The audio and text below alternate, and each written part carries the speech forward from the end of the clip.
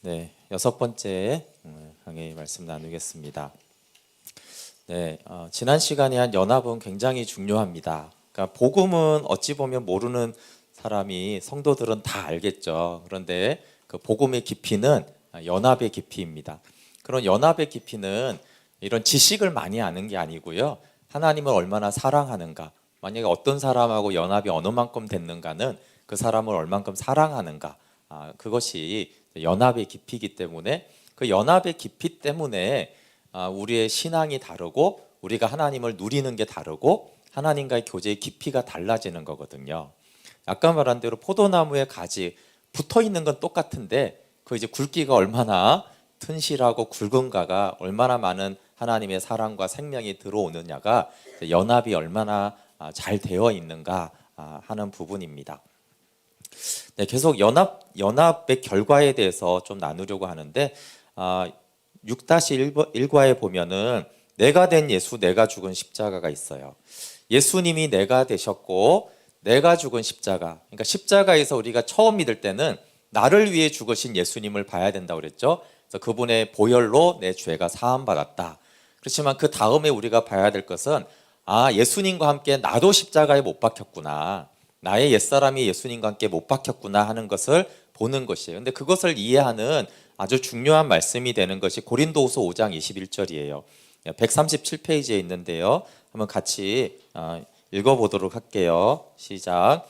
하나님이 죄를 알지도 못하신 이를 우리를 대신하여 죄로 삼으신 것은 우리로 하여금 그 안에서 하나님의 의가 되게 하려 하심이라. 아멘. 예수님은 거룩하잖아요. 당연히 죄를 모르시죠. 죄가 없으시잖아요. 근데 여기 분명히 뭐라고 하냐면 그런데 그 예수님을 하나님이 죄로 삼으셨대요. 죄가 되셨대요. 어떻게 이럴 수가 있죠? 예수님이 죄가 되신 이유는 십자가에 달린 예수님은 거룩하시잖아요. 근데 십자가에 달린 예수님을 하나님이 죄로 삼으셨대요. 근데 거룩한 예수님이 어떻게 죄가 되느냐 하면 그 이유는 나와 연합됐기 때문에 그래요. 네, 비유적으로 내가 여기 있다고 하면 내가 죄잖아요. 내가 죄된 나와 연합이 되셨기 때문에 예수님이 죄가 된 거죠.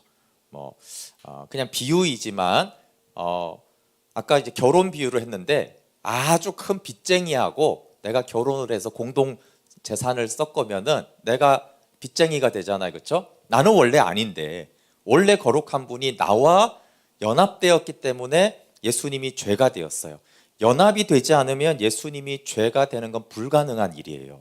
그 왜 죄가 되셨냐 하면 예수님이 나와 연합됐기 때문에. 그러면 핵심은 이건데 그럼 예수님이 죄가 되셨다는 건 나와 연합됐기 때문에 그렇죠? 그러면 예수님이 못 박혔잖아요. 그렇죠? 그렇지만 또 누가 못 박혔어요? 내가 못 박힌 거예요. 근데 만약에 내가 함께 못 박히지 않았다면 예수님은 죄가 되실 수가 없어요. 그럼 죄가 될 수 없다는 건 뭐예요? 죄의 삭시 사망이잖아요. 그럼 예수님은 죽으실 수가 없어요. 그러면 죄가 되셨고 그 다음에 죽었다. 죄의 삭시 사망인데 죽었다라는 건 무슨 뜻이에요? 만약에 예수님이 죄가 없는데 예수님이 그냥 죄가 없는 상태로 죽을 수 있나요? 아닙니다. 죄인만이 죽어요. 예수님이 죄가 되셨기 때문에 죽는 거예요. 그러니까 이것도 왜 죽을 수 있지? 나와 연합되지 않으면 예수님은 안 죽습니다. 그렇죠? 성부 하나님은 죄가 없으시기 때문에 그분은 죽으실 수가 없어요. 마찬가지로 아들도 성자 하나님도 죽으실 수가 없어요. 그러면 내가 그리스도와 함께 십자가에 못 박혔고 죽었잖아요. 여기서 우리가 생각할 거는 우리가 예수님을 이렇게 십자가에 죽으신 것을 너무 많이 보고 생각해서 예수님이 죽었다 이렇게 하지만 잘 생각해보면 이분은 죽으실 수가 없는 분이에요. 누가 죽을 수 있는 존재? 내가 죽을 존재인데 그러니까 나와 함께 죽은 것이 만약에 나와 함께 죽지 않았다면 다시 말해 예수님은 죽으실 수 없어요. 그러니까 예수님이 죽었다는 것은 죄인과 연합되었기 때문에만 죽을 수 있는 거예요. 그럼 내가 안 죽은 십자가는 큰일이죠. 내가 죽지 않은 십자가는 죽음이 없는 십자가예요. 그래서 이것이 예수님이 나와 함께 연합되었고 내가 십자가에 못 박혔다라는 거예요. 그래서 로마서 6장에서 주로 이것을 다루지만 예수님이 죄가 되신 것은 고린도후서 5장 21절에서 다룹니다. 그러니까 내가 죄였기 때문에 나와 연합되신 예수님이 죄가 되신 거예요. 물론 나만의 죄가 아니죠. 인류 모든 죄악을 예수님의 몸 안에 받아들였기 때문에 정말 예수님은 죄가 되신 거예요. 그래서 예수님이 나의 하나님 어찌하여 나를 버리셨나이까? 라는 말이 무슨 말이에요? 왜 버립니까? 아들을? 죄가 되셔서 그래요. 거룩하신 하나님은 예수님이 죄가 되시니까 아무리 아들이어도 죄는 버리고 심판해야 되거든요. 그래야 죽잖아요. 그래야지. 그래서 이제 버리신 것이, 죄가 아닌 예수님을 어떻게 아버지가 버릴 수 있겠어요? 죄가 되셨기 때문에 버리신 것이죠. 그래서 연합이 실제인 증거는 성자 하나님이 죄가 되었다라는 거고, 성자 하나님이 죽었다. 이거는 죄된 나와 연합되지 않고는 불가능한 일이다라는 거예요.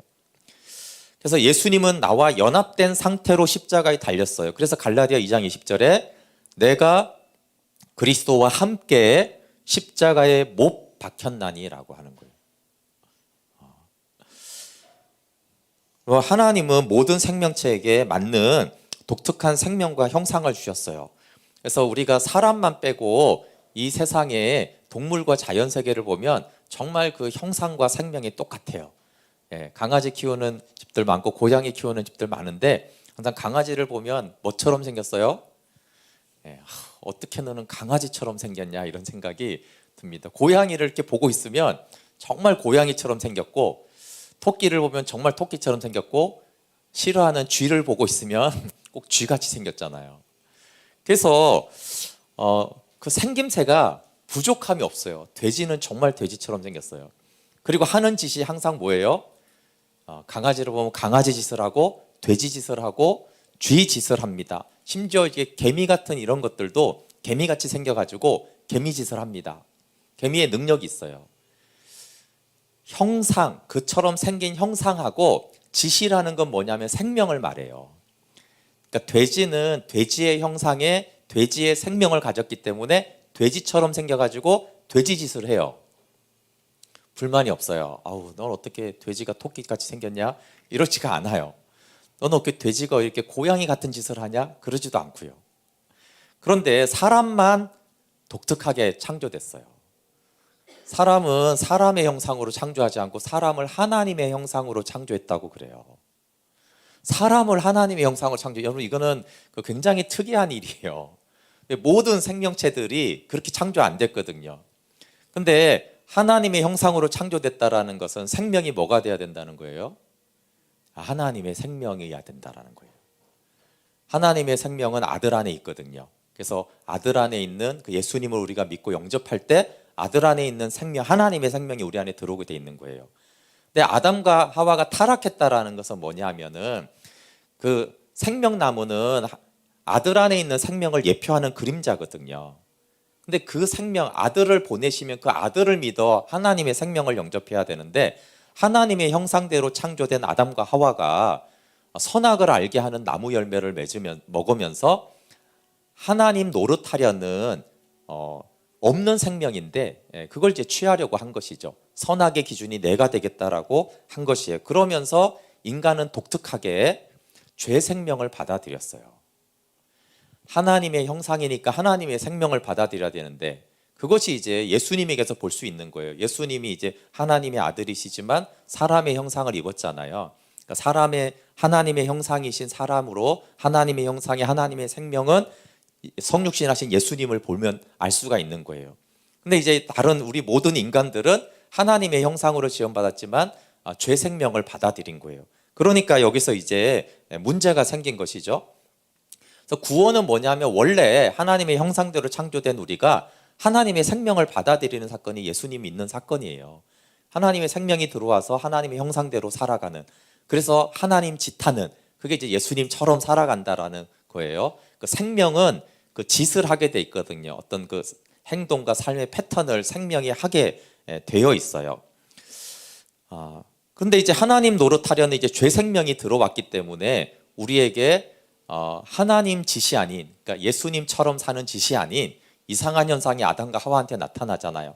수치심을 느끼고 그 다음에 무화과 나무 잎을 해 있고 원래 부끄럽지 않은데 그리고 지금도 이제 무화과 나무 잎이 3A 복생 시간에 배웠잖아요. 보란 듯하고 성취하고 풍요하고 이런 무화과 나무 잎으로 이제 수치심을 가리려고 하는 거예요.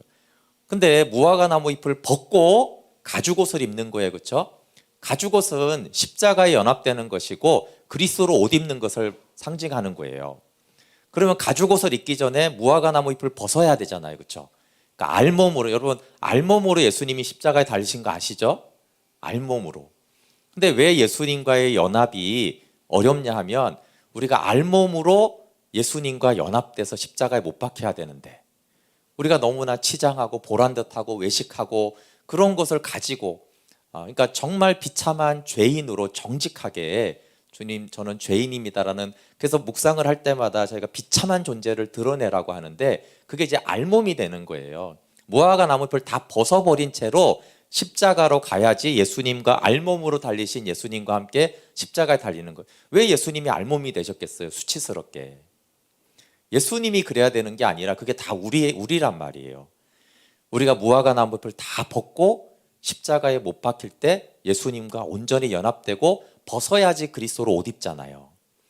근데 우리가 외식하고 보란듯하고 세상 것 있고 막 자존심 있고 종교성 가지고 무슨 체험했는데 막 이런 것으로 이제 무화과 나무 잎을 하고 보란듯하고 하는 그런 모습으로는 예수님과 십자가에서 연합이 잘 안 되는 것이죠. 근데 어쨌든 이런 것들이 하나님의 생명이 안 들어오니까, 하나님의 형상에 하나님의 생명이 들어오면요, 강아지가 옷 안 입어도 수치스럽지 않듯이 아담과 하와도 그래요. 그 자체가 영광스러워요. 근데 이제 하나님의 생명이 아니니까 수치스러운 거잖아요. 그리고 이제 서로 수치스러우니까 서로 탓하고 원망하고 분노하고 싸우잖아요. 그렇죠? 그리고 형상과 생명이 다르니까 인간 안에 혼돈과 공허가 있어요. 그리고 양심의 가책이라는 게 만들어졌어요. 양심의 가책이 뭘까요? 뭐 여러 가지 설명할 수 있지만 형상과 모양이 같으면 양심의 가책이 없는데, 형상은 있어서 뭔가 어떻게 살아야 되는지는 뭔가가 아는데 이 생명이 하나님 생명이 아니고 죄 생명이니까 형상대로 살아야 되는 거를, 뭔가 형상이 있으니까 형상이 껍데기만 말하는 건 아니잖아요. 그렇죠? 하나님의 형상은 있는데 생명이 자꾸 죄를 지으니까 이게 양심의 가책이 생기는 거예요. 그래서 양심의 가책이 있다, 수치심이 있다, 이런 것들은 사실은 우리가 하나님의 생명이 없다라는 것을 말해요. 그래서 공허해요. 내면에 갈등이 있다라는 것은 죄가 있는 거예요. 사람들은 내가 죄인이고 죄 생명이 있다라는 것을 변명하기 위해서 환경과 조건 탓을 해요. 내가 이런 가정에서 자라서 그랬다, 세상이 이러니까 내가 죄를 짓는 거다, 이렇게 하는데 그렇지 않죠. 어쨌든 맹자의 성선설을 막 이렇게 주장을 해요. 아무리 악한 사람도 보니까 측은지심이 있더라. 부모님 돌아가실 때 그 착한 마음이 있지 않냐, 그러니까 사람은 착하다, 이렇게 말을 해요. 여러분, 우리가 근데 죄인의 기준이 어떻게 돼요? 평생 착하게 살아고 선행을 했는데 마지막에 그냥 한 사람을 죽였어요. 별일 없이. 그럼 우리가 개수를 재나요? 아니잖아요. 그렇죠? 딱 한 가지 죄가 있으면 그 사람 죄수고 그 사람 감옥에 가는 것이 합당하잖아요. 그러니까 사실 측은지심으로 성선설을 말하는 것은 맞지가 않아요. 물론 사람한테 착한 게 있죠. 왜 그래요? 하나님의 형상이 아직은 있잖아요. 생명이 없는 거지. 형상이 깨어지겠지만 하나님의 형상은 취소된 건 아니에요. 하나님의 형상에 죄 생명이 들어온 것이 문제니까 하나님의 형상이 어느 정도 도덕도 행하고 착한 일은 할 수 있어요. 그러나 이것조차도 생명이 죄니까 어떻게 돼요? 복생에서 자기 주장 의지를 들었으면 이 착한 일은 절대 착한 일이 아니라는 걸 알아요. C.S. 루이스가 그래서 두 가지 자아가 있다고 그랬어요. 동물적인 자아가 있고 악마적인 자아가 있다고 그랬어요. 동물적인 자아가 뭐예요? 마음대로 살고 동물처럼 살고 죄 짓고 사는 거예요. 그게 옛사람, 동물적인 자아예요. 근데 악마적인 자아는 사실 선을 행하는 자아를 말해요. 결국 교만해지는 자아, 하나님 노릇하려는 자아, 그렇죠? 선을 행할 때 항상 위험하잖아요, 그렇죠? 네, 오늘은 이렇게 괜찮을 것 같은데 사모님이 이렇게 밥을 하고 설거지를 했거든요. 선을 행하면 원래 굉장히 위험한 거예요.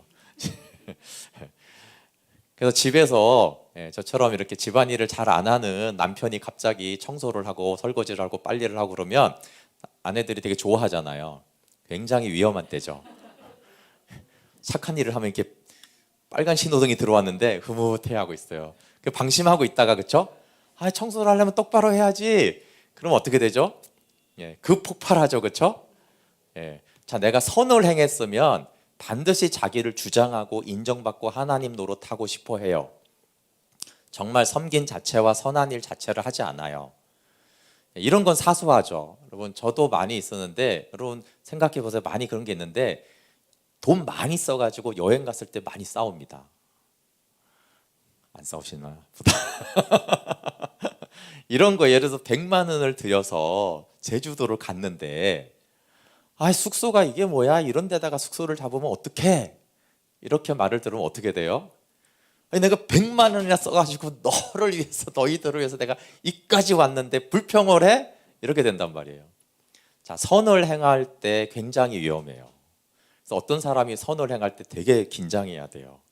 그냥 거기서 조금이라도 실수하거나 그냥 일부러 비난하려고 한 건 아닌데 그냥 말이 그렇잖아요, 그렇죠? 아, 청소하려면 똑바로 해야지. 이게 한 거야. 이거 아니 먼지가 많이 남았네. 하여튼 이런 그냥 사실을 말하는 건데도 그게 이제 갑자기 화가 나요. 왜냐하면 자기 주장 의지가 발동되고 하나님 노릇, 그러니까 선을 행하게 되면 반드시 하나님처럼 대우받고 하나님 노릇을 하고 싶은 이 마음이 생겨요. 그래서 교회 안에서 가장 큰 문제가 그잖아요. 죽도록 봉사하고 뭐예요? 인정 안 해주면 큰일 나잖아요. 우리 교회는 아니지만 큰 교회 주방 권세가 그래서 대단하잖아요. 내가 수년 동안 이 온갖 일을 주방 일을 어떻게 했는데, 내가 어떻게 여기를 했는데, 그러면서 어떻게 돼요? 주걱 하나 어떻게 잘못 쓰면 큰일 나요. 어디 감히 내 허락도 없이 이걸 갖다가 썼냐 이 말이에요. 그러니까 그 말은 그분이 제일 고생하고 헌신을 많이 한 사람인데, 그럴수록 내가라는 것을 주장하면서 아유 대단하십니다, 훌륭하십니다, 수고하셨 이렇게 해주지 않으면 큰일 난단 말이에요. 그러니까 인간은 선을 행하는 게 선이 아니에요. 오히려 그렇게 해서 하나님 노릇하려는 교만이 생기면 C.S. 루이스는 가장 큰 죄가 교만이거든요. 그러니까 이게 악마적인 자아다. 그래서 내가 만약에 인간이 죄인이 하나님인 척하는 거, 대단히 선한 척하는 그런 것들이 악마적인 자아다 그랬어요. 그래서 인간은 죄 생명이기 때문에 선은 없어요. 사실은 선한 일은 할 수 있어 보이지만 진짜 선한 자는 없단 말이에요. 환경에 따라서 생명은 좌우되지 않습니다. 제가 토끼를 키운 적이, 지금은 강아지를 키우지만 강아지는 좀 덜 하고요. 토끼를 예전에 2마리를 키웠는데 토끼가 제가 이게 매일 이제 똥 청소를 해줘야 되는데 이제 바쁘고 힘드니까 일주일에 한 번씩 똥 청소를 해줬거든요. 근데 토끼가 정말 똥을 많이 싸요. 근데 이제 우리가 처음에 새끼여가지고 우리를 요만큼 했는데 얘네들이 크니까 거의 우리가 이렇게 조그매져요. 근데 일주일에 한 번씩 치우는데 이게 이렇게 치우는 게 아니고 완전히 다 드러내야 돼요. 똥이 그냥 어마어마해요. 근데 이제 제가 강아지처럼 이게 토끼를 안 키워봤으니까 막 제가 아시죠? 막 오줌을 이렇게 발라보기도 하고 막 여기 락서 해보기도 하고 온갖 수단을 써가지고 좀 여기만 똥을 싸면 좋겠다라고 했는데 실패했어요. 그러니까 치울 때마다 막 이게 한참 걸려요. 전체를 이렇게 해야 되는데. 근데 여러분 제가 만약에 이렇게 해보세요. 제가 막 토끼를 협박해요.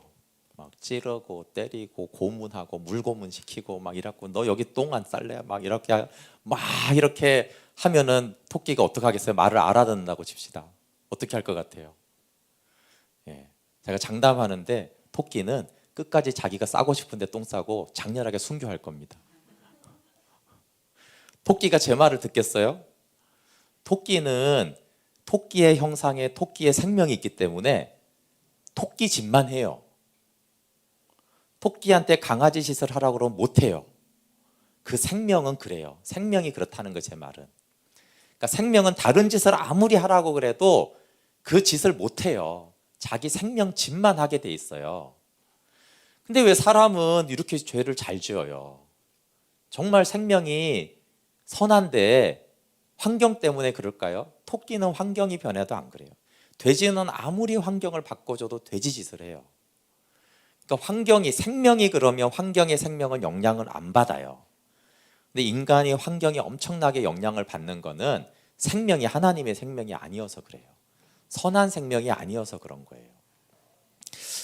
그래서 사람이 외식을 합니다. 외식이 뭐예요? 겉과 속이 다른 것이 외식인데, 이게 정말 동물들이 만약에 우리를 그 애니메이션처럼 관찰할 수 있다면, 또 천사들이 보면은 가장 신기한 게 인간인데, 인간의 그 능력이 아니라 외식하는 게 진짜 신기할 거예요. 천사는 천사거나 마귀거나 그래요. 외식하는 천사가 없어요. 그렇죠? 그냥 타락했거나 천사거나 이래요. 속과 겉이 안 달라요. 모든 동물이 그래요. 속과 겉이 똑같아요. 인간만 속과 겉이 다른데 이걸 우리가 외식이라고 그래요. 왜 그러냐 하면 형상과 생명이 다르잖아요. 그럼 괴롭습니다. 이게 형상과. 그래서 인간은 모든 조건을 다 줘도 그냥 존재가 괴로워요. 그게 철학이잖아요. 그죠? 사람이 철학이라는 걸 왜 해요? 그냥 사람이 가만히 있어 보니까 이게 뭐 왕이 되든 귀족이 되든 노비가 되든 이게 괴로워요. 존재가. 그래서 나는 누구냐? 너는 누구냐? 너 자신을 알라. 뭐 나는 생각한다. 고로 존재. 왜 존재를 자꾸 사람은 질문을 해요? 심리학을 왜 하는 거예요 도대체? 그게 생명과 존재가 다른 딜레마가 있어요. 이게 같으면 아까 말한 대로 여러분 토끼는 우울증 걸리지 않습니다. 생명과 형상이 똑같기 때문에 그래요.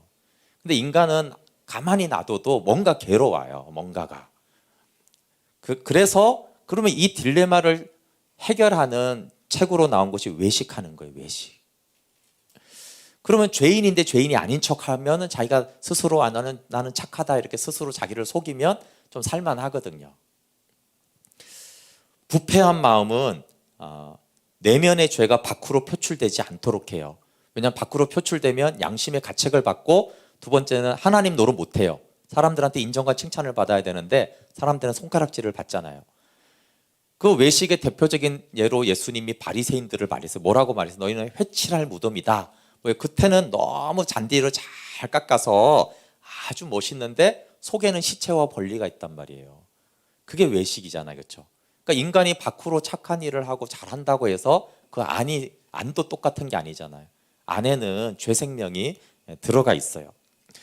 그래서 이것을 깨닫게 하는 게 뭐냐? 이 외식하는 인간들을 야 너희들 착한 척하고 그러지만 너희 죄인이야. 이걸 드러내는 게 뭐냐면 율법이에요. 율법. 우리 145페이지 로마서 3장 19절 20절 볼게요. 우리가 알거니와 무릇 율법이 말하는 바는 율법 아래에 있는 자들에게 말하는 것이니 이는 모든 입을 막고 온 세상으로 하나님의 심판 아래 있게 하려 함이라. 그러므로 율법의 행위로 그의 앞에 의롭다 하심을 얻을 육체가 없나니 율법으로는 죄를 깨달음이라. 네, 외식자의 특징은 율법도 잘 지키려고 하죠. 외식하는 자들은. 그러나 이 율법을 다 지킬 수 없다라는 절망 속에서 율법이 죄를 드러내요. 이렇게 율법을 주지 않으면 조금 지키는 그 선함으로 나는 굉장히 착한 사람인 줄 알거든요. 네, 그래서 그나마 교회를 열심히 다니면 좋은 거는 교회 안 다니는 사람 자기가 착하고 내가 왜 죄인인데 이런 사람이 있어요. 근데 그래도 교회에서 율법을 보면은 나는 죄가 아닌데 이런 사람은 없어요. 왜 율법을 다 지키지 못한다라는 걸 아니까 율법으로 죄를 깨닫게 됩니다. 전적으로 타락한 죄인, 지옥에 떨어질 비참한 죄인임을 우리가 알아야 돼요. 아까 말한 죄 짓는 것만 죄가 아니라 내가 선을 행하는 것도 그 이면에 보면은 다 나를 위해서, 내 교만을 위해서, 내 자랑을 위해서 하는 죄입니다. 그래서 147제국이 디모데전서 1장 15절 있잖아요. 그럼 바울은 내가 율법으로는 흠이 없다고 그랬어요. 그러니까 율법으로는 흠이 없다는 것은 죄를 짓는 행위 쪽에서는 나는 한계 없다라는 거예요. 근데 그가 율법을 거의 완벽하게 지켰잖아요. 근데 뭘 봤어요? 자기 주장 의지를 봤다고요. 내 안에 하나님 노릇하는. 그게 어떻게 나타났어요? 스데반을 비롯해서 사람들을 죽이고 옥에 가두고 했잖아요. 그게 자기 주장 의지예요. 난 율법을 다 지킨 사람인데 저것들이 뭐야? 이러면서 판단하고 정죄하면서 예수 믿는 사람들을 잡아다가 가두고 스데반을 죽이는데 한몫했잖아요. 그렇죠? 그걸 보고 한마디로 말하면 바울은 착한 일만 한 사람인데 나중에 진리를 알고 보니 나 같은 죄인이 없는 거예요. 악을 행해서 그런 게 아니라 선만 평생 바리새인 중에 바리새인이었는데 그게 악이었다라는 충격이죠. 그게 자기는 엄청 선하다고 생각했는데. 그래서 디모데전서 여기 1장 15절에 미쁘다 모든 사람이 받을 만한 이 말이요 그리스도 예수께서 죄인을 구원하시려고 세상에 임했는데 누가 죄인이에요? 죄인 중에 내가 괴수예요. 그럼 율법으로 흠이 없는 사람이 내가 죄인 중에 괴수면, 근데 이게 맞는 말이나 이게 맞는 말. 예수 생명이 없이 어떻게 죄인이 아니겠어요?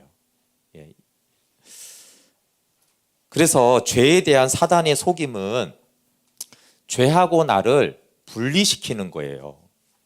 그래서 사단은 어떻게 우리를 속이냐면은 죄와 나를 분리시킵니다. 그래, 그럼 예수 믿었어?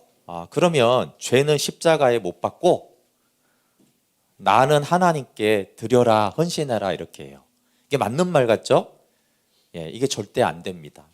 이렇게 믿으면은 하나님께 내가 드려지지가 않아요. 죄와 나는 원래는 다릅니다.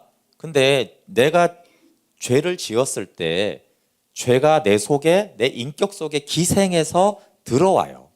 그래서 내가 죄 생명이 됩니다.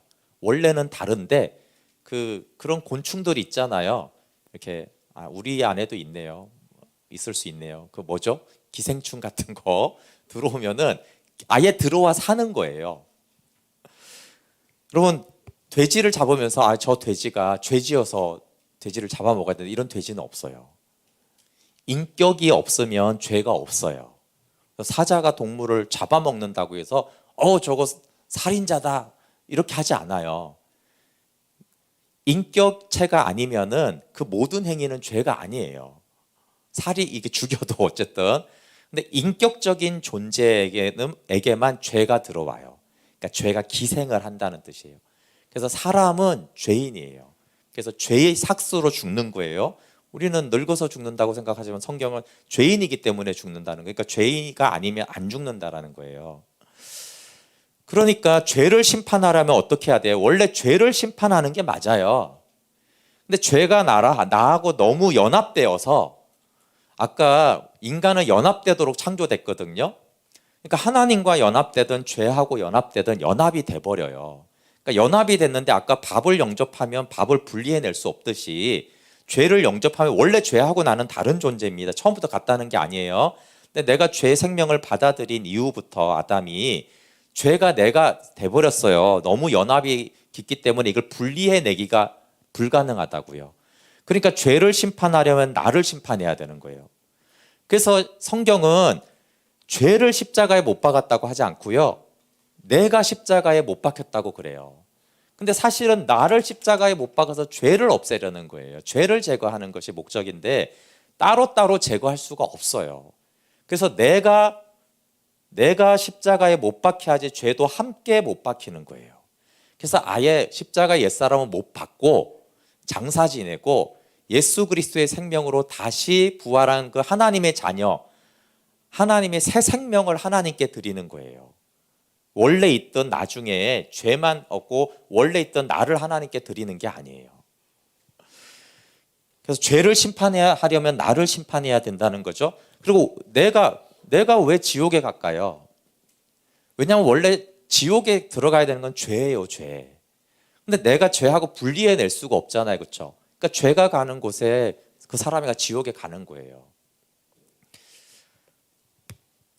그래서 고린도후서 5장 21절에 죄를 알지도 못하신 이를 우리를 대신해서 죄로 삼았다라고 했을 때, 이 죄가, 십자가에 달린 이 죄가 누구인가를 봐야 돼요. 이 십자가에 달린 이 죄는 명백하게 예수님이지만 그 죄는 나구나. 죄인된 내가 십자가에 달렸구나. 그 죄가 십자가에 달려서 죽었구나. 죄인된 내가 죽었구나. 그것이 내가 죽은 십자가고 내가 그리스도와 함께 십자가에 못 박혔습니다라는 고백인 것이에요.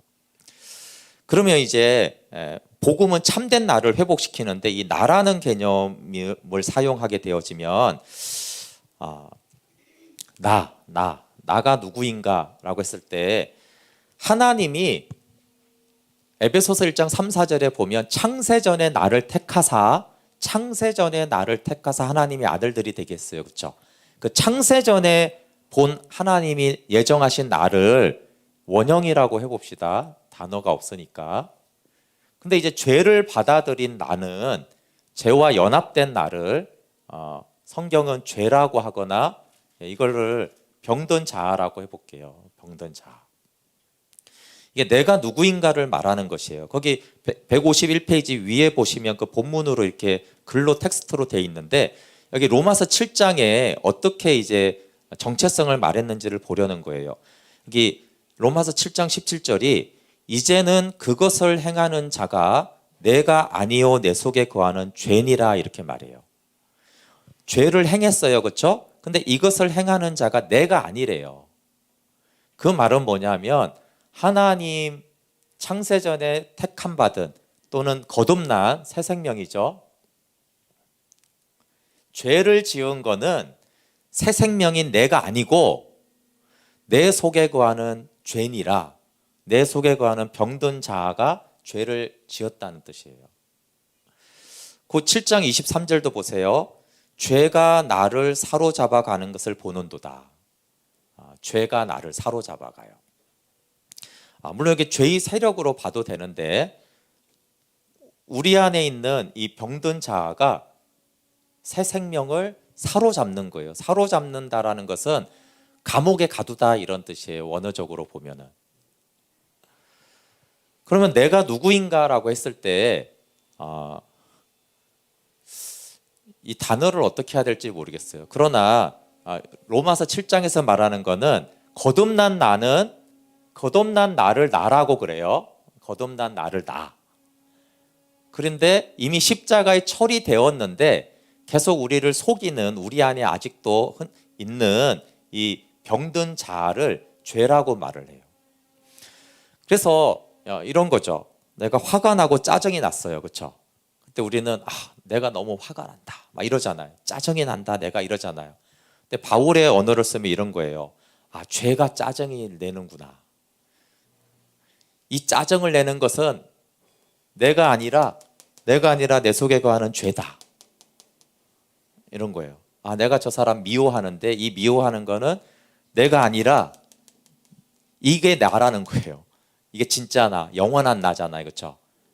이게 영원히 천국에도 있으려고 얘는 이제 우리가 육신을 가질 동안에만 이제 갖고 있는 나잖아요. 그러니까 이제 얘가 진짜 나는 거죠.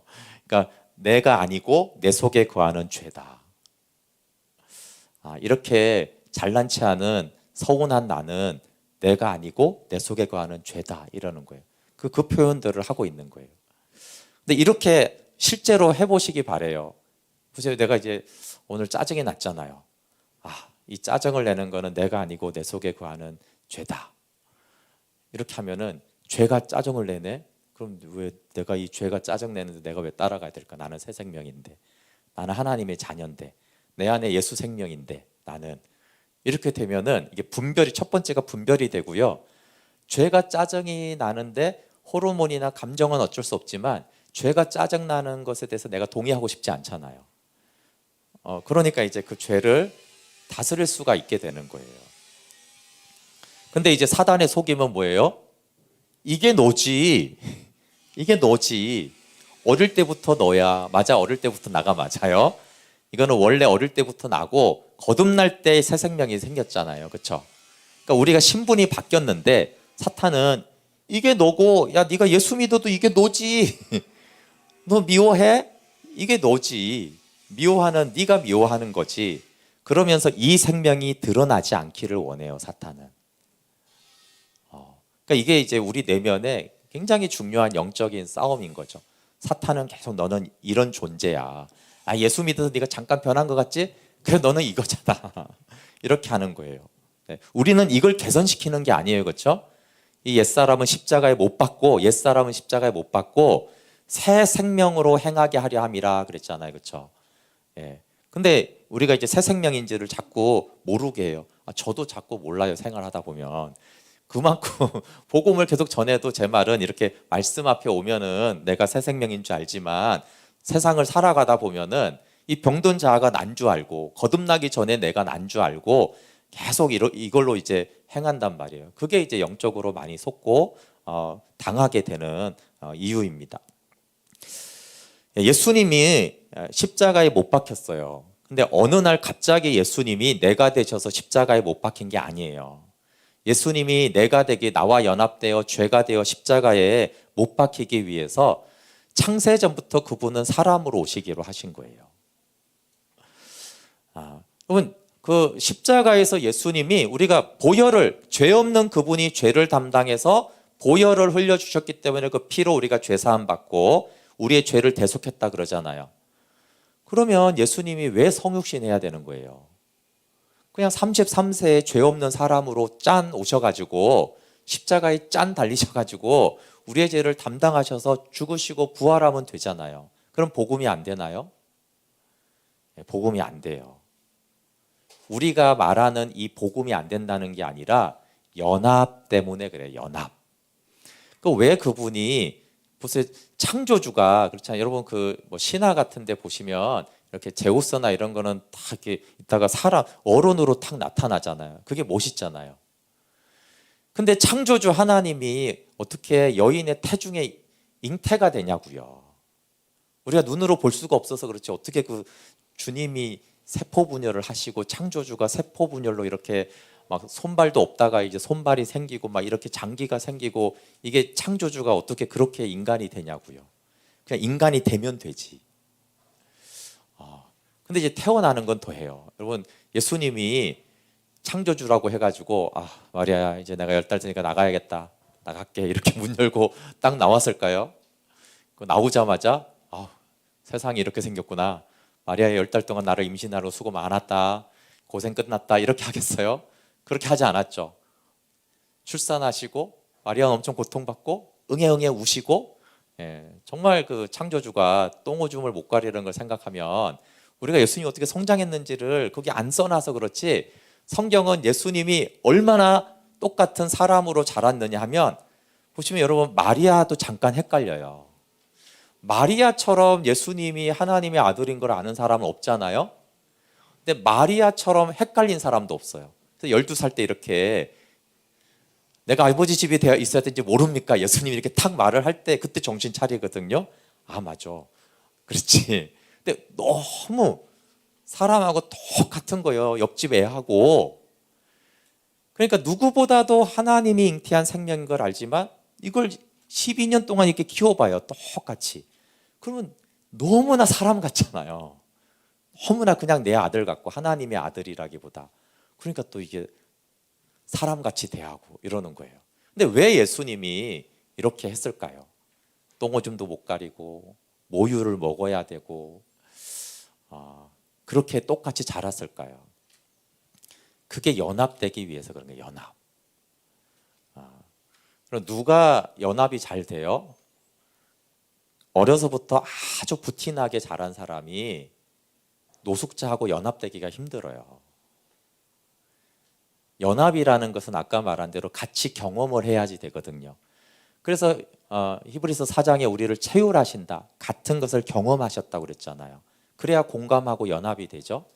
그래서 예수님은 나와 연합되기 위해서 성육신한 거예요. 나하고 똑같은 방식으로 출생하시고 똑같은 방식으로 자라시고 똑같은 방식으로 걷기를 배우시고 말씀이신 그분이 말을 배웠다고요. 왜요? 내가 말을 배웠으니까 그래요. 수없이 넘어지면서 걷기를 배우고 그런 과정은 죄 사함하는 데는 아무 관계가 없어요. 죄 사하기 위해서 예수님이 그렇게 잘해야 되는 게 아니에요. 근데 나와 연합되기 위해서는 그렇게 잘하셔야 되는 거예요. 내가 되셔야 되니까. 그래서 예수님은 내가 되고 나는 예수님이 돼야 되는데 그럼 여러분 사람은 사람하고 연합된단 말이에요. 자, 아까 나무는 나무하고 연합이 됐죠? 식물은 식물하고 이렇게 연합이 돼요. 그럼 하나님과 내가 어떻게 연합될 수 있죠? 물론 어느 정도는 연합될 수 있어요. 그러나 본질적으로 다르잖아요. 그럼 나하고 완전히 연합되기 위해서는 그분은 사람이 되셔야 됐고 사람인 나와 나를 사랑하심으로 그 인격적인 사랑으로 접붙임이 완전히 되는 거예요. 그렇잖아요. 나무를 잘라다가 제 팔에 이렇게 접붙일 수는 없잖아요. 생명이 다르니까. 우리가 이렇게 식물하고 가까이는 할 수 있어요. 그렇죠? 이렇게 가꿔주고 그러니까 하나님이 피조물을 이렇게 가꿔주고 우리를 그렇게 그 정도를 이렇게 말한다면 가까워질 수는 있지만 하나가 되려면 제 말은 완전히 하나가 되려면은 같은 생명이어야 된다고요. 그것도 모든 것이 같은. 그러니까 주님이 하나님이셨다가 33대 완전한 인간으로 뿅 해서 나타난 그 사람은 우리하고 연합될 수 있는 사람이 아니에요. 뭐 조금은 더 가까이 하나가 될 수 있겠지만 이해가 가시. 아까 연합이라고 했을 때 그 정말 그 먹는 그 연합을 하려면 완전하게 나하고 연합되려면 주님이 그렇게 성육신 하셔서 잘하셔야 됐다고요. 평범한 몫으로 가정 생계를 책임져야 되는 그분으로 가난도 경험해 보시고 먹을 게 없어서 내일 뭘 먹지를 이걸 하셨던 분이세요. 그래야지 연합이 되잖아요. 죄는 없어지지만 그래서 모든 일을 나하고 똑같이 경험했다고 말씀하세요. 히브리서 4장은. 그래야지 연합되잖아요. 그래서 우리를 동정하시고 우리를 안다라고 그랬어요. 우리 연약함을 그분은 다 아신다. 근데 33세로 뿅 오시면 어떻게 알아요, 그분이? 우리의 연약함을 어떻게 아냐고요. 우리가 왜 유혹당하는지, 왜 먹을 것 때문에 걱정하는지, 경제 때문에 왜 걱정하는지 어떻게 알아요? 근데 그분은 아셨어요. 여러분 2000년 전에 목수면은 어떨 것 같아요? 지금 목수도 쉽지 않은데 2000년 전에 목수가 먹을 거 쌓아놓고 살았겠어요? 여러분 내일 일을 염려하지 말라는 것은 예수님이 내일 먹을 것이 없었던 적이 있었기 때문에 그래요. 그걸 다 아는 거예요. 그래서 진애도 책에 보면 당신의 주님은 육체 노동자였습니다라는 책에 보면 그런 내용들이 있어요. 마태복음 6장의 그 내용들이 공중의 새를 보라, 들에 빈 백합화를 보라, 이게 가정인데 우리 아버님도 목수였는데 목수로 이제 옆마을에 가서 옆마을이면 먼 마을이지, 시골 옛날이니까 고대 시대 때니까 가서 목수 일을 며칠을 한 거예요. 며칠 했는데 이놈의 주인이 돈을 떼먹었네요. 그리고 옛날에 돈 안 주는 사람 엄청 많았습니다. 우리 아버지도 돈 많이 못 받았어, 일해주고. 옛날 시대는 이게 그래서 선불 받고 해줄 수 있는 그런 게 아니에요. 일하고 나중에 돈 받고 이런 게 엄청 많았거든요. 그러니까 이제 일을 며칠을 했는데, 그러니까 이제 늘 다 시골이고 그러니까 이제 먹을 것이 다 떨어지고 이제 이 일한 며칠 동안 일한 것들을 받아와야지 이제 가족들이, 예수님이 아버지가 일찍 돌아가셨잖아요. 가장이잖아요. 형이잖아요.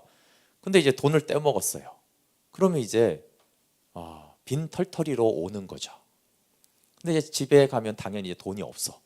먹을 게 없어. 가족을 위해서 내가 이 돈을 벌어갔어야 되는 건데. 그 실제성에서 주님이 이제 들판을 걸어오는 거죠. 여러분 봄에 갈릴리 들판은 정말 아름답습니다. 2월, 3월에 이스라엘 가보시기 바래요. 여름에는 아주 황량합니다. 2월, 3월에는 한국보다 훨씬 아름다워요. 저도 이제 그 들판을 너무 제가 좋아하는데 그 들판을 쫙 오는데 그 들의 백합화가 빨간 백합화 진짜 이쁘거든요. 쫙 있는 거예요. 근데 빈털터리야. 내일 먹을 떼거리가 없어. 그때 예수님이 돌아오면서 아버지, 저 공중의 새를 먹이시고 이 들의 백합화를 입히시는 아버지, 그럼에도 불구하고 제가 염려하지 않고 아버지께서 공급하실 것을 믿습니다. 그러니까 예수님이 전능하신 능력을 행사하지 않고, 그럼 예수님이 금 나와라 뚝딱 해서 금 한 덩어리 들고 가면 될 텐데 그렇게 하지 않으시고 우리하고 똑같이 직장 생활하는 그 고달픔을 똑같이 경험하시고, 악덕 기업주 만나가지고 고생하는 거 똑같이 경험하시면서 그런 삶을 사시고 예수님이 공생애 때 저 공중의 새를 봐라, 저 들의 백합화를 보라. 그러니까 예수님은 전혀 무관한데 우리한테 그냥 하는 말이 아니라는 거예요. 그분이 다 경험하시고, 그 히브리서 4장에 그분이 우리를 죄 말고는 우리와 똑같은 경험을 다 하셨다. 그렇게 우리와 연합되셨다라고 말씀하는 거예요. 그래서 이 성육신도 나하고 연합되기 위해서, 왜요? 결국은 십자가에서 연합되기 위한 그 결정적인 연합, 내가 죽은 십자가, 나와 함께 십자가에 못 박히기 위해서 성육신 하시고 죄가 되어 십자가에 죽으셨어요. 예수님은 나와 연합되기 위해서 이 땅에 오셨고 나와 연합되어 내가 되셨어요. 그래서 내 이름으로 못 박히신 것이죠. 그래서 그 이제 찬양 중에 그런 찬양이 있어요. 내 이름으로 못 박히셨네, 내 이름 바꾸셨네, 이런 가사가 나와 연합되어 죽으신 예수님을 말하는 것입니다. 157페이지 좀 보시면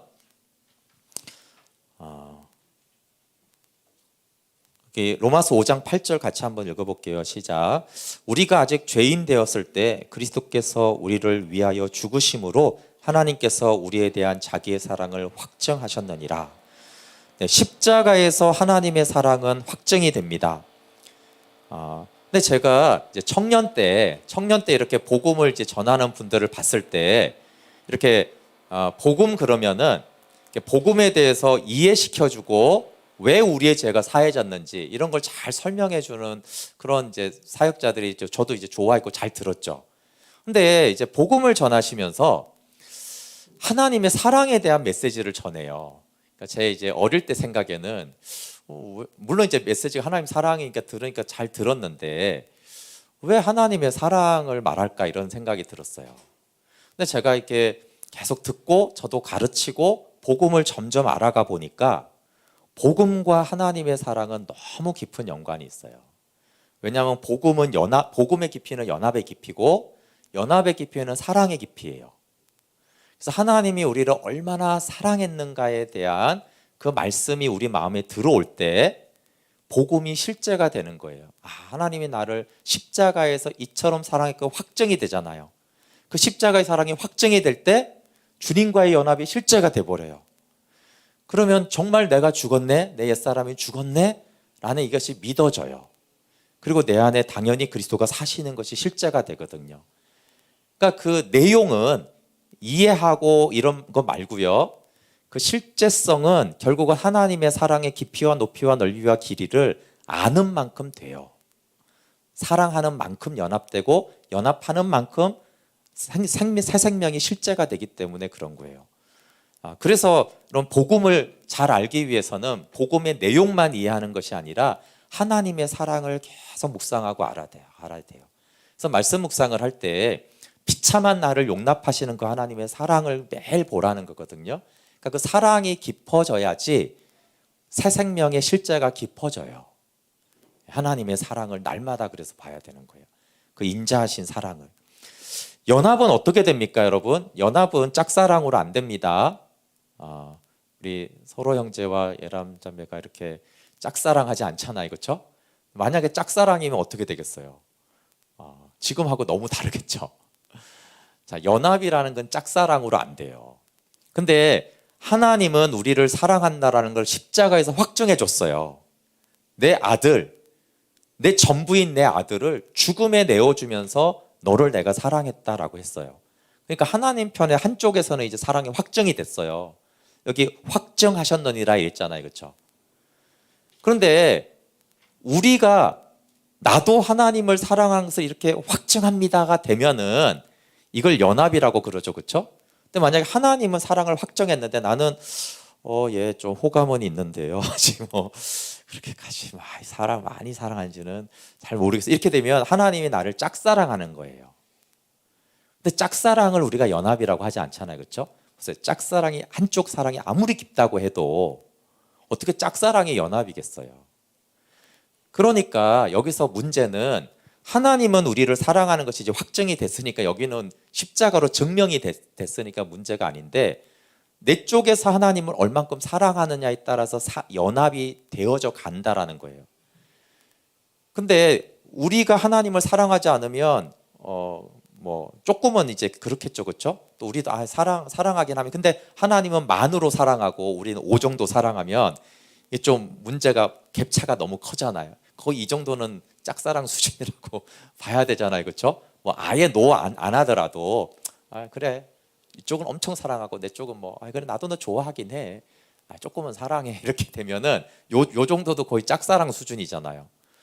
그러니까 뭐가 문제냐 하면 연합이 새 생명으로 사는 키인데 문제는 하나님이 우리를 짝사랑하고 있게 되는 것이 현실이라는 거예요. 솔직하게 우리가 주님이 우리를 사랑하는 그 깊이에 우리는 얼만큼 사랑해요? 서로 사랑해야지 연합이 되는 건데. 근데 코로나로 인해서 정말 이렇게 너무 예배도 소홀되고 이런 현실을 우리 스스로가 이렇게 보게 되어지면 하나님의 사랑에 대해서 나는 얼만큼 사랑하냐? 그러면 하나님과 나는 얼만큼 연합됐는지가 답이 나오잖아요. 왜 이렇게 우리가 하나님 전능하신데 왜 이렇게 새 생명으로 삶이 안 돼요? 거기 내 쪽에 사랑에 문제가 있어서 그런 거예요. 저쪽의 사랑은 이미 확정이 됐으니까 내 쪽만 완전히 사랑하게 되어지면 완전히 연합이 돼가지고 성경에서 약속한 그 모든 풍성한 생명을 당연히 누릴 텐데 연합이 안 됐으니, 근데 연합이 하나님 쪽이 안 됐으면 하나님한테 우리가 따져야 되는데 하나님은 자신 있게 말하거든요. 야, 내 사랑은 확정됐잖아. 십자가에서 내 아들을 내어줬잖아. 확정됐잖아. 난 자신 있다. 너 내 모든 걸 걸고 내 생명 다해 생명 주고 널 사랑했어. 네가 나를 사랑해야지. 네가 내 생명을 누리기를 시작하지. 연합을 통해서 누려야지 라고 하는 거예요. 그러니까 우리가 하나님의 사랑을 알아야 돼요. 우리가 하나님을 사랑해야 돼. 근데 우리는 하나님을 사랑할 수가 없어요. 사랑이 없어서. 그리고 하나님을 사랑하는 방법이 어떤 방법이냐면 하나님의 사랑을 아는 거예요.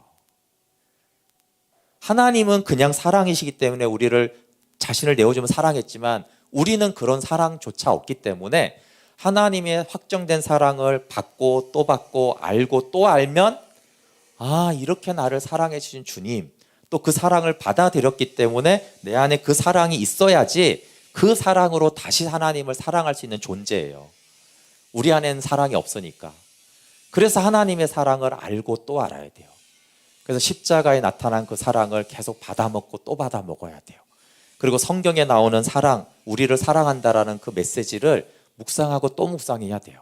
그 사랑을 받아들여야 되니까. 그래서 여러분 말씀 묵상할 때 계속 나도 용납할 수 없는 나를 용납하신 그 하나님의 사랑을 내가 받아들입니다. 이런 나를 하나님은 사랑하시는군요. 그래서 그 사랑을 계속 받아들여야 돼요. 그래야지만 우리가 하나님을 사랑할 수 있어서 그래요. 그리고 그 사랑의 깊이가 커질 때 새 생명으로의 삶도 커지거든요. 연합의 깊이도 커지고. 하나님의 사랑을 절절히 아는 방법이 근데 더 적극적인 방법이 있어요. 뭐냐면 받아들이는 거 말고 하나님을 사랑해 보는 거예요.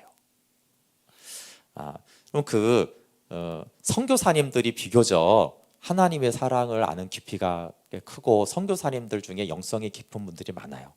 날라리 선교사님들 말고 진짜로 이렇게 헌신하는 선교사님들이. 왜 그러냐 하면 하나님의 사랑을 가장 잘 아는 방법이 뭐냐면 이렇게 받아들이는 거는 1차적이고요. 진짜 하나님의 사랑을 아는 거는 내가 하나님을 사랑해 보는 거예요.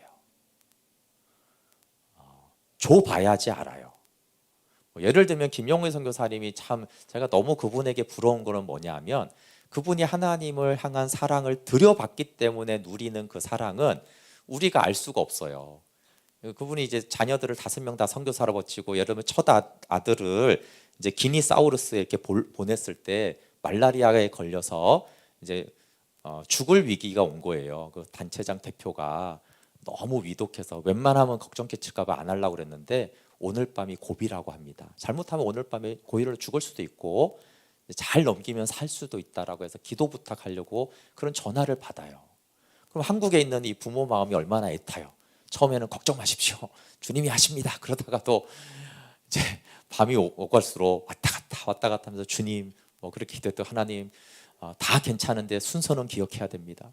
걔가 아들이고 제가 아비입니다. 저를 먼저 데려가시고 그놈을 데려가야지. 저보다 그놈을 먼저 데려가면 주님과 저 사이에 큰 불상사가 일어납니다. 순서는 지키셔야죠. 최소한.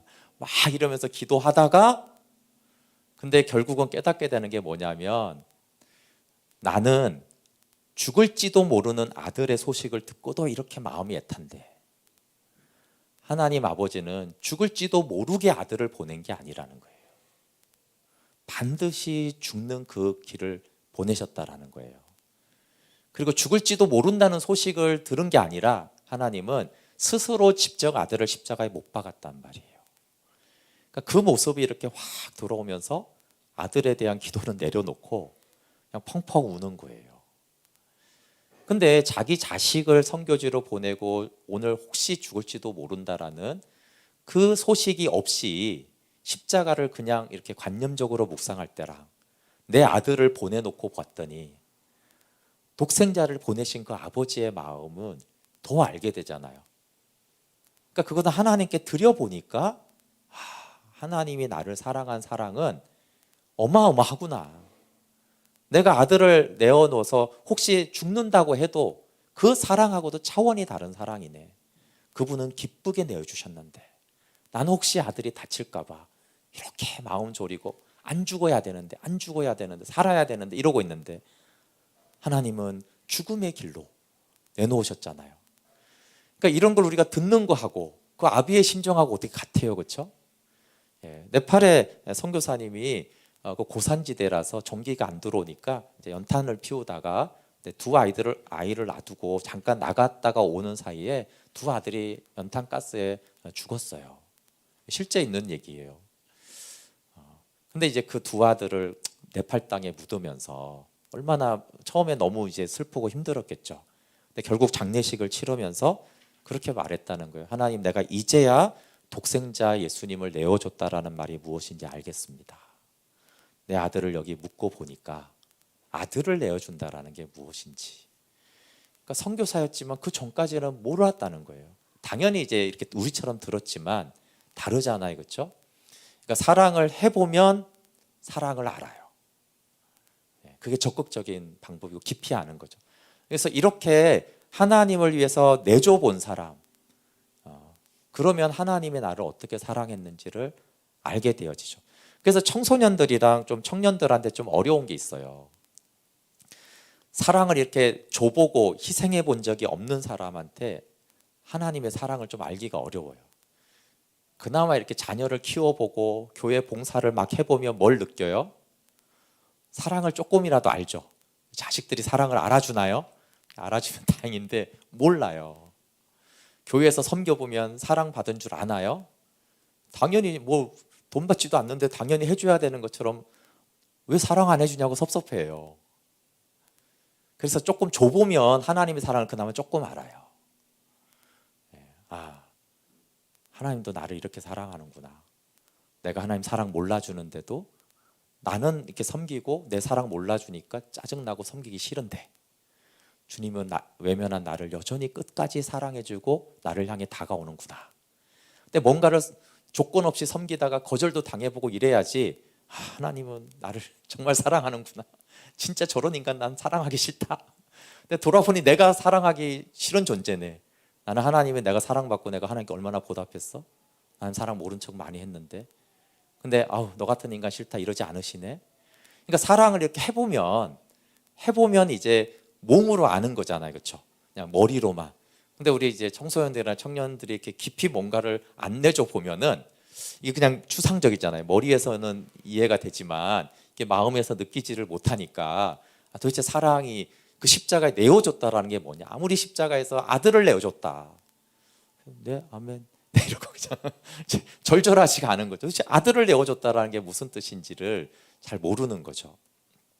그래서 사랑해 보면 사랑을 알아요. 근데 이렇게 사랑해 본 아주 대표적인 성경의 인물이 호세아예요. 호세아.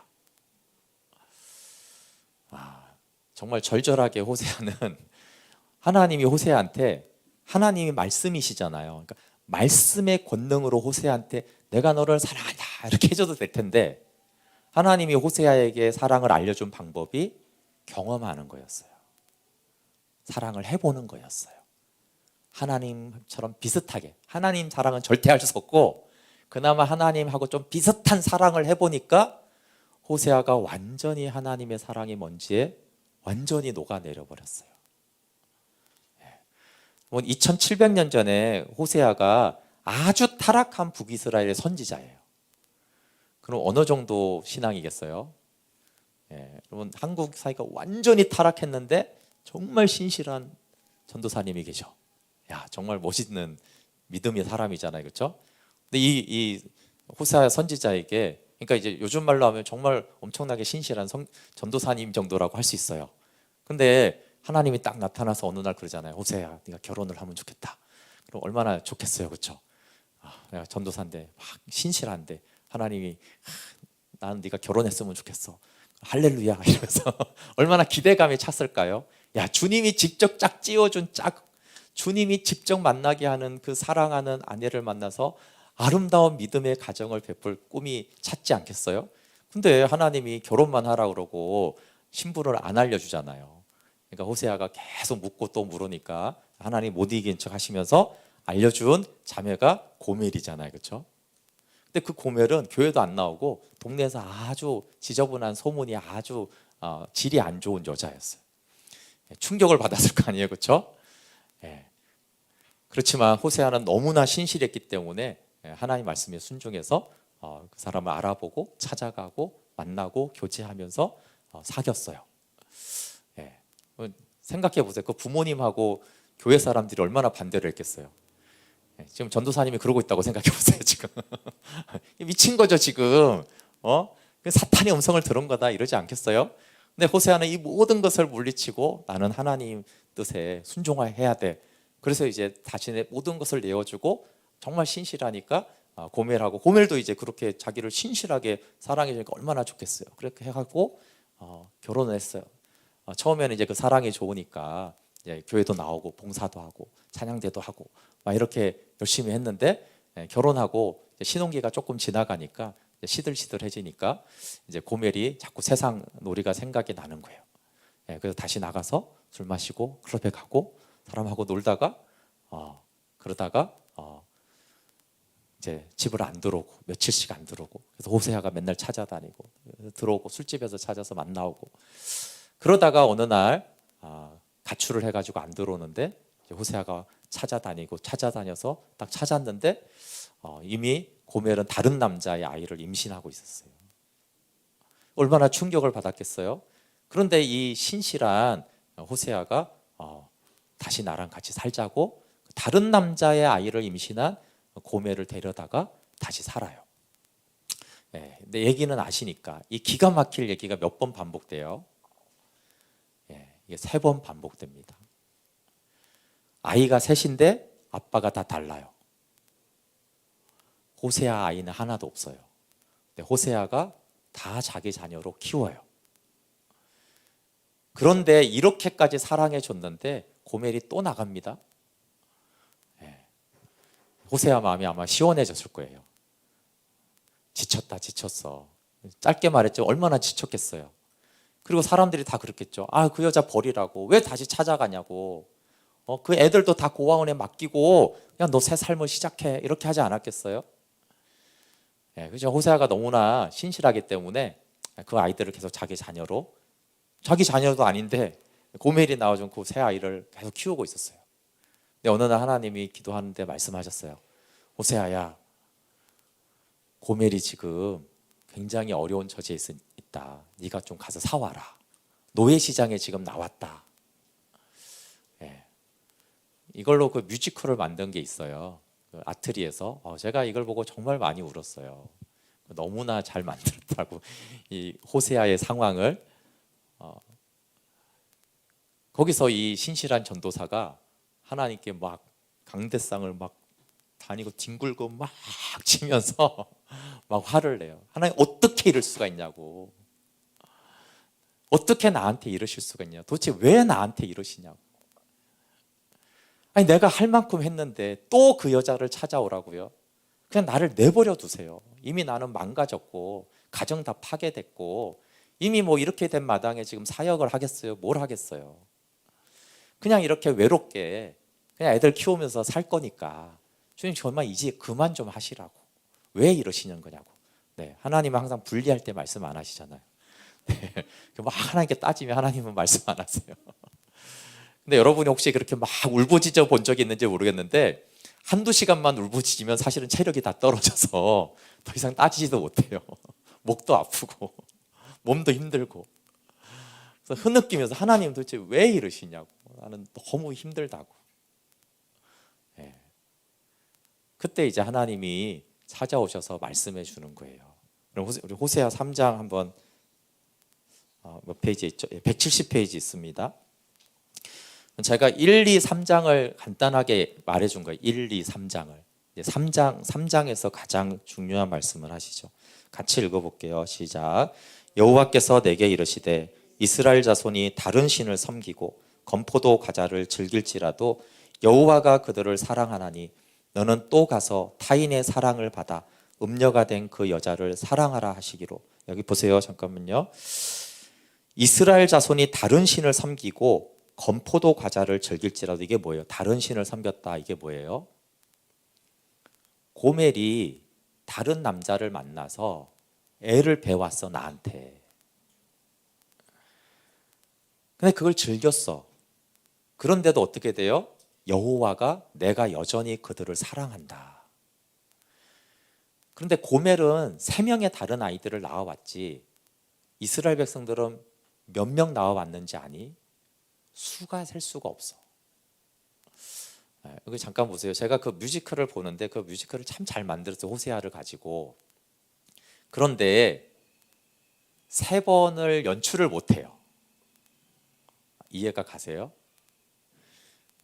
아니 드라마나 뭐 연극이나 소설이나 영화를 만들려면 공감이 돼야 되잖아요. 관중들한테.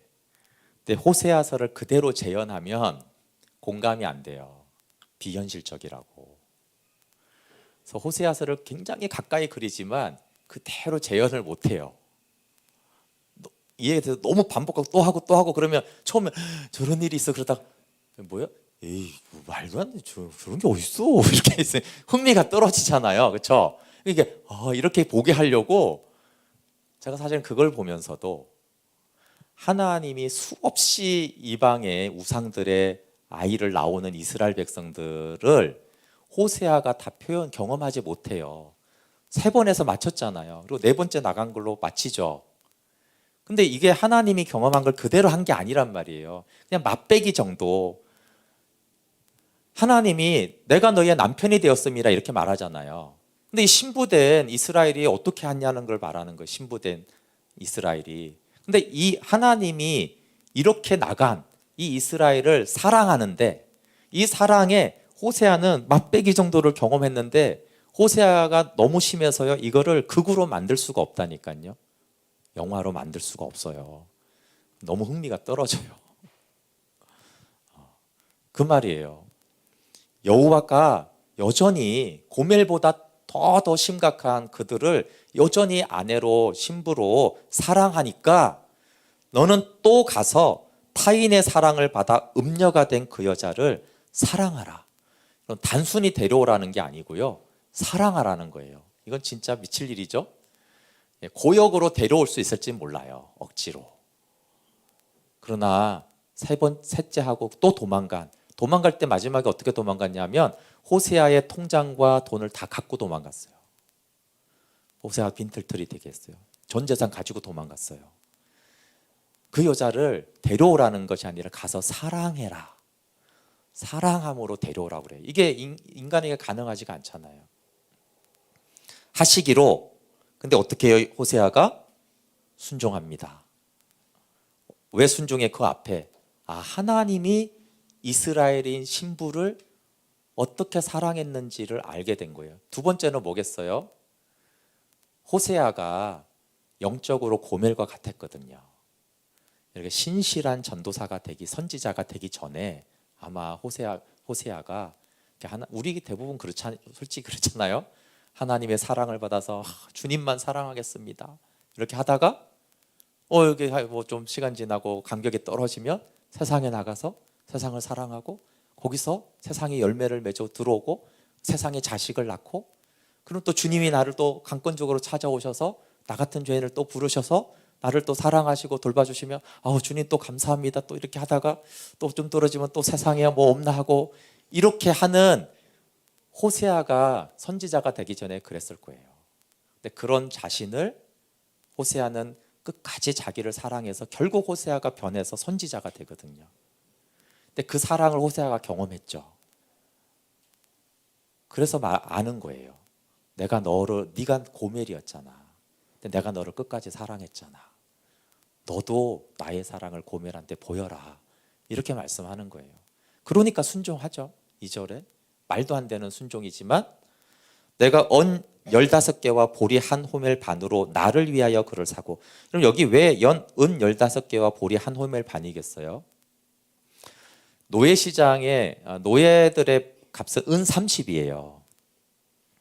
근데 호세아가 만약에 돈이 많았으면 은 30 가서 사면 되는데 호세아가 고멜을 사기 위해서 통장을 다 털어보니까 은 15개밖에 없어요.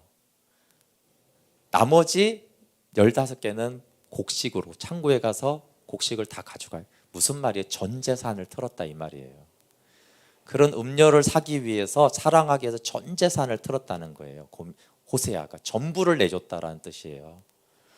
전 재산을 틀어서 나를 위하여 고멜을 사고 그에게 이르기를 너는 많은 날 동안 나와 함께 지내고 음행하지 말며 다른 남자를 따르지 말라. 나도 내게 그리하리라. 이스라엘 자손이 많은 날 동안 왕도 없고 지도자도 없고 제사도 없고 주상도 없고 에봇도 없고 드라빔도 없이 지내다가 그 후에 이스라엘 자손이 돌아와서 그들의 하나님 여호와와 그들의 왕 다윗을 찾는 마지막 날에는 예수님이 오시는 날입니다. 마지막 날에는 여호와를 경외함으로 여호와와 그의 은총으로 나아가리라. 그렇게 끝까지 사랑했을 때 예수님을 통해서 하나님을 경외하게 하러 나올 거라는 거예요. 그래서 호세아가 전 재산을 가지고 고멜을 찾으러 갑니다. 그럼 고멜은 어떻게 됐냐면 네 번째 남자한테 전 재산을 가지고 갔는데 이게 돈 다 털어먹더니 네 번째 남자가 막 때리고 학대하고 그거 정도가 아니라 아예 노예 시장에 이 고멜을 팔아버렸어요. 정말 나쁜 놈이죠. 근데 그게 세상이라는 거예요. 마귀가 그런다는 거예요. 우리가 그렇게 우상을 섬기고 마귀에게 가봐야 그렇게 그냥 철저하게 농락당하고 그냥 죄의 종으로 팔아버린다라는 거예요. 그러니까 노예 시장에 고멜이 나와 있는데 호세아가 15개와 보리 한 오렙 반을 가지고 고멜을 사러 온 거예요. 근데 너무 비참하면 아무도 안 믿어요. 고멜이 호세아를 반기는 게 아니라 너는 벨도 없냐 자존심도 없냐 그만해라. 그러니까 왜냐하면 계속 버림을 받았기 때문에 고멜은 이제 아무도 안 믿는 거예요. 그렇게 외면하는. 그러니까 너무 상처가 많으면 하나님의 사랑도 외면하잖아요. 하나님의 사랑이 너무 큰 게 안 믿어져요. 그런데 호세아가 가서 안아주고 뿌리치면 안아주고 뿌리치면 또 안아주면서 결국 말해주는 게 지금까지 있었던 얘기를 말해주는 거죠. 그래, 야, 너 때문에 나도 미치도록 했고 네가 너무 싫고 힘들었어. 근데 이러이러한 과정을 통해서 하나님이 나를 사랑해 준 그 사랑을 나에게 부어주셨어. 그리고 그 하나님이 너를 사랑한다고 하시고 나에게 그 사랑을 나타내라고 하셨다. 그러면서 정말 신실한 이 호세아가 고멜을 안아주고 전 재산을 주고 사오고 이제 내가 너를 끝까지 사랑할 테니까 나와 함께 하자라고 말하는 거예요. 근데 이렇게 아름다운 사랑이 있으면 그렇게 행복하게 살았습니다 이래야 되잖아요. 동화처럼. 근데 고멜 얘기는 여기가 끝인데 고멜이 이스라엘이라고 보면 이스라엘은 이 사랑을 받고 또 나갑니다. 하나님께 돌아오지 않아요. 그러니까 호세아를 통해서 돌아오라 그러잖아요. 여호와께 돌아오라 그 찬양 아시죠? 호세아서를 통해 가지고 말씀 지은 거잖아요.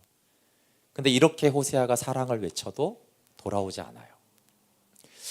그럼에도 불구하고 하나님이 이 호세아 선지자로 인하여서 하나님이 위로를 받으시죠. 호세아는 하나님의 사랑을 알았어요. 첫 시간에 말한 대로 하나님이 그 전능하신 능력과 말씀의 능력으로 호세아 내가 너를 사랑한다 이렇게 레마의 말씀으로 줘도 될 것 같은데 왜 이렇게 직접 경험하게 하셨을까요? 호세아에게. 근데 이 호세아는 그래서 진짜 사랑의 선지자가 돼요. 그리고 이 지긋지긋한 이스라엘 백성들, 호세아가 아무리 돌아오고 해도 돌아오지 않는 이 완악한 백성들에게 계속 사랑으로 외치는 거예요. 여호와가 일정한 빛같이 다가오나니 너희는 돌아오라. 이제 그 가슴에서 막 선포하는 거죠. 여호와가 너희를 사랑한다. 그 고멜의 사건을 통해서 생생하게 호세아는 하나님의 사랑의 깊이와 높이와 넓이와 길이를 안 거죠. 그러니까 호세아는 정말 예수님과 연합된 거예요. 그 사랑을. 그렇게 호세아는 하나님의 마음속에 들어갔어요. 그리고 진정으로 하나님의 사랑으로 선포하기 시작한 것이에요. 그럼 170페이지에 호세아서 2장 19절 20절 한번 볼게요. 내가 내게 장가들어 영원히 살되 장가들어 그렇죠? 하나님이 말씀이에요. 내가 내게 장가들어 영원히 살되 공의와 정의와 은총과 긍휼히 여김으로 내게 장가들며 진실함으로 내게 장가들리니 내가 여호와를 알리라. 3번이나 주님 우리의 남편 되시고 신랑 되세요. 그래서 장가들어서 아는 그 관계가 되자 결혼해서 아는 관계가 되자라고 하나님 말씀하세요. 그렇게 알자. 네가 나를 알아야 된다. 호세아서 9장 15절 171페이지 보시면 그들의 모든 악이 길갈에 있으므로 내가 거기에서 그들을 미워하였노라. 이게 보세요. 내가 그들을 미워하였노라. 그들의 모든 악이, 이 우상 숭배가 너무 지긋지긋해서 내가 거기에서 그들을 미워했다. 사랑이신 하나님이 미워하겠대요. 그들의 행위가 너무 악해서 내 집에서 그들을 쫓아내고 다시는 사랑하지 아니하리라. 하나님의 결심이에요. 쫓아내기로 결심하고 너무나 악하니까, 너무나 음녀니까. 그런데 11장 8절에 보시면 이렇게 말씀하세요. 내가 다시는 사랑하지 않겠다라고 하신 하나님. 여러분, 우리 같은 사람이 이런 거야 정상이죠, 그렇죠? 난 저 인간 다시 안 볼 거야. 여러분, 하나님은 사랑이세요. 사랑이신 하나님이 다시는 안 보겠다. 이거는 보통 문제가 지금 아닌 거예요. 그런데 11장 8절에 가보면 에브라임이여 내가 어찌 너를 놓겠느냐, 이스라엘이여 내가 어찌 너를 버리겠느냐, 내가 어찌 너를 아드마같이 놓겠느냐, 어찌 너를 스보임같이 두겠느냐, 내 마음이 내 속에서 돌이켜 나의 궁율이 온전히 불붙는다도다. 어찌 내가 너를 버리겠느냐, 버릴 수 없다라고 다시 사랑해요. 예레미야 31장 20절 172페이지 보시면 에브라임은 나의 사랑하는 아들, 내 기뻐하는 자식이 아니냐, 내가 그를 책망하여 말할 때마다 깊이 생각하노라. 왜 책망해요? 너무 죄인이니까 그렇죠? 그러나 그때마다 깊이 생각하는데 그러므로 그를 위하여 내 창자가 들끓으니 내가 반드시 그를 불쌍히 여기리라. 이 패역한 죄인을 보고 창자가 들끓듯이 주님 마음이 아파서 어떻게 해요? 반드시 그를 불쌍히 여기겠다. 그럼 우리가 비참하고 죄인될 때 반드시 우리를 불쌍히 여기세요. 반드시. 이게 하나님의 사랑이죠. 그러면서 31장 20절이잖아요. 31장 31절부터 34절에 새 언약을 맺어요. 십자가의 피로 새 언약을 맺겠다라고 하세요.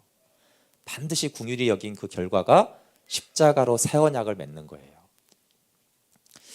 그런데 한번 생각을 해보세요. 이제 고멜이 이제 집에 들어왔어요.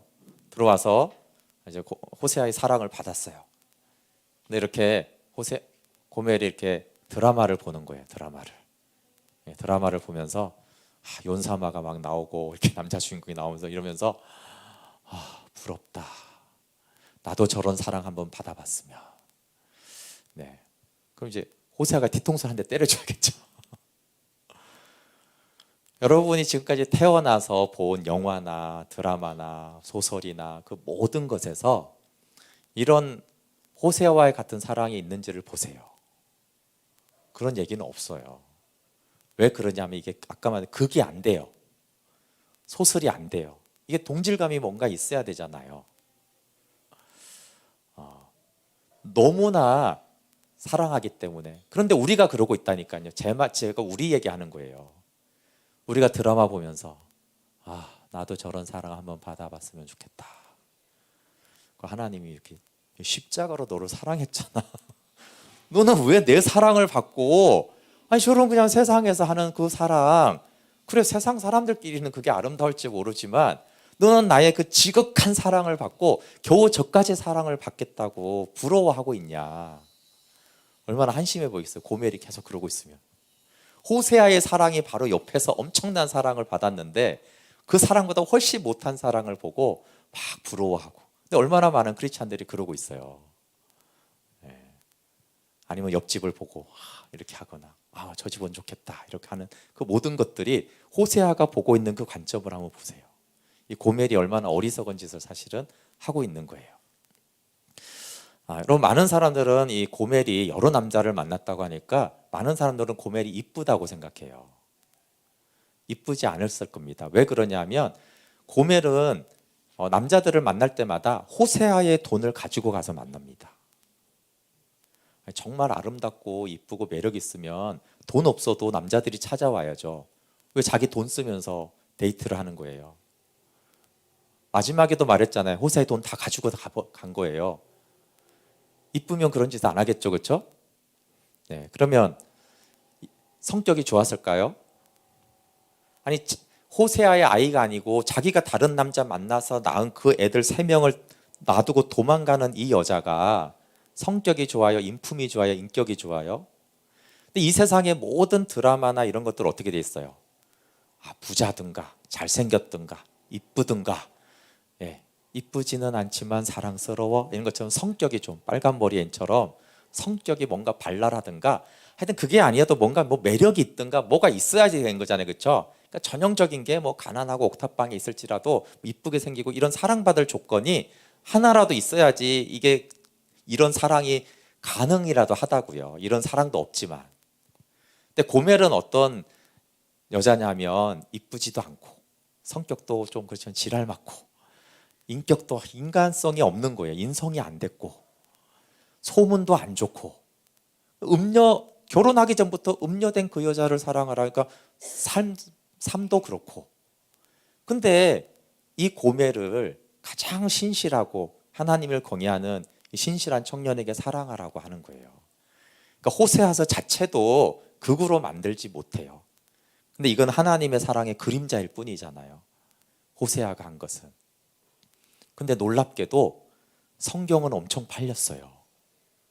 그 얘긴데, 말이 안 되는 얘긴데, 왜냐하면 팩트라서 진리라서 그래요. 소설이 이거를 담아내지 못합니다. 고멜과 같은 우리를 하나님이 사랑하세요. 순결한 신부로. 아까 시작할 때 찬양했잖아요. 내 모습 어디가 아름다워 나를 사랑하시나.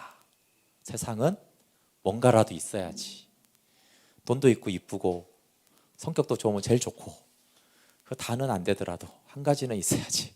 근데 오직 우리가 약하고 우리가 부족하고 우리가 죄 많고 우리가 지옥에 갈 수밖에 없어서 사랑할 이유가 아무것도 없는데도 가장 호세아와 비교도 안 되는 가장 순결하고 아름답고 존귀와 영광의 그 예수 그리스도가 우리를 사랑하셔서 음란한 우리를 끝까지 사랑하는, 반드시 긍휼을 베푸시는 그 사랑. 여러분, 이 사랑을 우리가 계속 알아가고 받아들일 때 우리는 하나님을 사랑할 수 있어요. 그래서 복음과 사랑은, 하나님의 사랑은 굉장히 연관성이 있는 거예요. 그래서 하나님의 사랑을 모르면 복음을 지식적으로 많이 알아도 이 사랑은 실제가 되지 않는 거예요. 호세아처럼. 그렇지만 그래서 두 가지, 우리가 하나님의 사랑을 계속 십자가 사랑을 받아들여야 돼요. 근데 여러분, 하나님에게 자꾸 헌신하고 희생하고 내어드려 보세요. 호세아만큼은 아니더라도, 호세아처럼 패가 망신할 정도로 안 드려도, 그렇지만 그렇게 패가 망신할 것처럼 호세아가 드려봤기 때문에 호세아처럼 사랑을 아는 그 선지자가 드문 거예요. 그렇게까지 내어줘 본, 그때 하나님의 사랑이 호세아 안에 절절히 흐르는 것처럼, 그게 우리가 봉사하고 헌신하는 이유예요. 하나님이 전능하신데 우리 일손이 필요해서 헌신하라고 뭐 하라고 하는 게 아니에요. 하나님 돈이 부족해요? 뭐가 부족해요? 능력이 부족한 게 아니잖아요. 근데 하나님께 이렇게 드려본 사람만이 그 사랑의 깊이를 조금이라도 안다고요. 드려보지 않은 사람은 몰라요. 호세아 같은 사람이, 그래서 인간적으로 참 불쌍해 보이지만 이 호세아는 진짜 하나님의 사랑을 아는 사람이 된 거예요. 하나님께 같이 좀 기도하고 쉬도록 할게요. 하나님의 사랑을 좀 잠깐이라도 좀 묵상해 보면 좋겠어요. 하나님 왜 나를 사랑하는지, 고멜 같은 나, 고멜보다 100배 1000배 음란하고 자격 없는 죄 많은 우리를 사랑한 그 십자가 사랑, 그래서 십자가에서 내가 너를 향한 사랑을 확증했다. 내가 반드시 불쌍히 여기겠다. 어찌 내가 너를 버리겠느냐 말씀하시는 그 사랑을 우리의 전인격적으로 이 시간에 좀 받아들이고, 그렇습니다 주님, 그 사랑이 제게 있습니다, 이렇게 고백하면 좋겠습니다. 같이 기도하겠습니다. 하나님 찬양하고 감사합니다. 성령으로 이 사랑이 부어지기를 이 시간 기도합니다. 감정이 아니라 성령으로, 진리로 하나님의 이 사랑이 우리 가운데 부어지게 하여 주시옵소서. 성령으로 십자가의 사랑이 부어지게 하여 주십시오. 우리가 너무나 죄 많아, 너무나 부족하여, 너무나 음란하여 우리를 사랑하시는 그 사랑, 십자가에서 확정된 그 사랑, 죄인을 사랑한 그 사랑, 원수를 사랑한 하나님, 내가 너를 어찌 놓겠으며 내가 어찌 너를 버리겠느냐. 내가 너를 반드시 불쌍히 여기리라. 내가 반드시 너를 세우리라. 주님, 그 크신 사랑, 하늘보다 높고 바다보다 깊은 그 사랑, 그 사랑의 깊이와 높이와 넓이와 길이를 우리의 마음으로, 영으로, 성령으로 깨달아 알게 해주십시오. 하나님, 그 사랑, 그 영원한 사랑, 끝까지 사랑, 하나님, 그 실패하지 않는 사랑, 그 인자하심이 영원토록 우리를 향하고 있습니다. 주님의 순결한 신부 되기를 원합니다. 그 사랑에 반응하는 예수님의 신부 되기를 원합니다. 주님, 우리 이 시간 마음 만져주십시오. 강박하고 우상과 세상에 빼앗긴 고멜과 같은 우리의 심령과 마음을 주님의 사랑으로 부어주시고, 주님의 사랑을 채워주시고, 주님의 사랑으로, 주님의 사랑으로, 십자가의 사랑으로, 나도 용납할 수 없는 나를 용납하시는 그 사랑으로 부어주시옵소서. 부어주시옵소서. 내가 내게 장가들어 영원히 살되 공평과 정의와 궁일과 인자함으로 우리를 사랑하시는 그 사랑, 하나님, 성령으로 우리의 마음을 열고 그 사랑을 받아들입니다. 그 사랑을 받아 먹습니다. 주님의 인자는 끝이 없고 그의 자비는 영원합니다. 그 사랑을 찬양합니다. 아멘. 하나님,